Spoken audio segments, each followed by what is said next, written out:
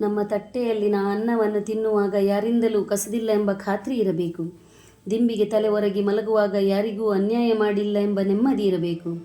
ಜೀವನ ಬದಲಿಸಿಕೊಳ್ಳಲು ಎಲ್ಲರಿಗೂ ಸಮಯ ಸಿಗುತ್ತದೆ, ಆದರೆ ಸಮಯ ಬದಲಿಸಲು ಮತ್ತೊಮ್ಮೆ ಜೀವನ ಸಿಗೋದಿಲ್ಲ. ಜೀವನ ತುಂಬ ಸುಂದರವಾಗಿದೆ. ಸಾಧ್ಯವಾದಷ್ಟು ನೆಮ್ಮದಿಯಿಂದ ಬದುಕಲು ಪ್ರಯತ್ನಿಸಿ. ಈ ಸಿಹಿ ಮಾತುಗಳು, ಪ್ರೀತಿ, ಸ್ನೇಹ, ಸಂಬಂಧಗಳು ಎಲ್ಲವೂ ತಾತ್ಕಾಲಿಕ. ಬಾಹ್ಯ ಪ್ರಪಂಚದ ಗೊಂದಲಿಗಳಿಗಿಂತ ನಿಮ್ಮ ಒಳಗಿನ ಶಾಂತಿ ದೊಡ್ಡದಾಗಿರಲಿ.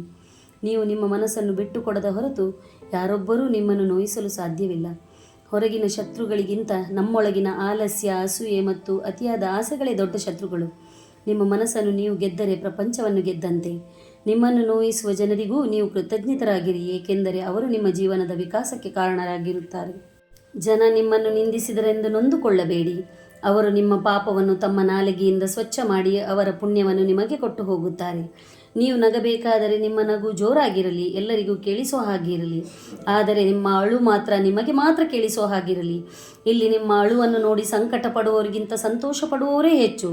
ನಿಮ್ಮ ನೋವನ್ನು ಹೇಳಬೇಕಾದರೆ ಅಳುತ್ತಾ ಕೇಳುವವರೇ ಊರು ತುಂಬ ನಗುತ್ತಾ ಪ್ರಚಾರ ಮಾಡುತ್ತಾರೆ. ಸಂಬಂಧಗಳು ಉಳಿಯಬೇಕಾದರೆ ಇವೆರಡೇ ಉಪಾಯ: ಮರೆಯಲಾಗದ್ದನ್ನು ಕ್ಷಮಿಸಬೇಕು, ಇಲ್ಲ ಕ್ಷಮಿಸಲಾಗದ್ದನ್ನು ಮರೆತು ಬಿಡಬೇಕು. ನಮ್ಮ ಬದುಕು ಬದಲಾಗಬೇಕಾದರೆ ನಾವು ಬದುಕುವ ರೀತಿ ಹಾಗೂ ತಮ್ಮ ದಾರಿ ಬದಲಾಗಬೇಕು. ಜೈ ಶ್ರೀ ಕೃಷ್ಣ. ಗೀತಾ ಭಾಸ್ಕರ್, ಬೆಂಗಳೂರು. ಇವರು ಬರೆದಂತಹ ಮಾತುಗಳು.